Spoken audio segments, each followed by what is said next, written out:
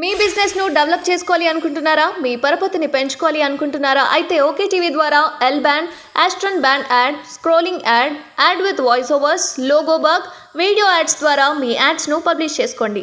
సంప్రదించవలసిన phone number 8520917933.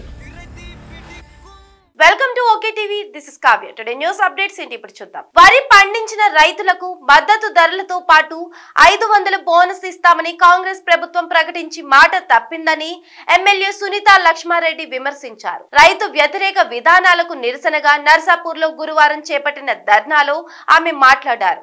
ఎన్నికలకు ముందు ప్రకటించినట్లుగా దొడ్డు రకం వడ్లకు కూడా 500 బోనస్ ఇవ్వాలని డిమాండ్ చేశారు. తడిసిన ధాన్యాన్ని వెంటనే కొనుగోలు చేసి రైతులను ఆదుకోవాలన్నారు. వర్షాలు పడుతున్నందున కేంద్రాల్లో ధాన్యాన్ని వేగంగా కొనుగోలు చేయాలన్నారు. ఎమ్మెల్యే క్యాంపు కార్యాలయం నుంచి ర్యాలీగా బయలుదేరిన బరాసా శ్రేణుల అంబేద్కర్ కూడలిలో రాస్తా రోకో చేపట్టారు. దీంతో నర్సాపూర్, మెదక్, హైదరాబాద్, సంగారెడ్డి, తూఫ్రాన్ ప్రధాన మార్గాల్లో పెద్ద ఎత్తున వాహనాలు నిలిచిపోయాయి. ఎమ్మెల్యే ప్రసంగిస్తున్న సమయంలో CI John Reddy, SI Pushparaj traffic ను క్రమబద్ధీకరిస్తుండగా బరాసా నాయకులు వారితో వాగ్వాదానికి దిగారు. దీంతో కొద్దిసేపు ఉద్రిక్తత పరిస్థితులు తలెత్తి అనంతరం సద్దుమణిగింది. For more latest videos, please subscribe to OK TV. Thanks for watching.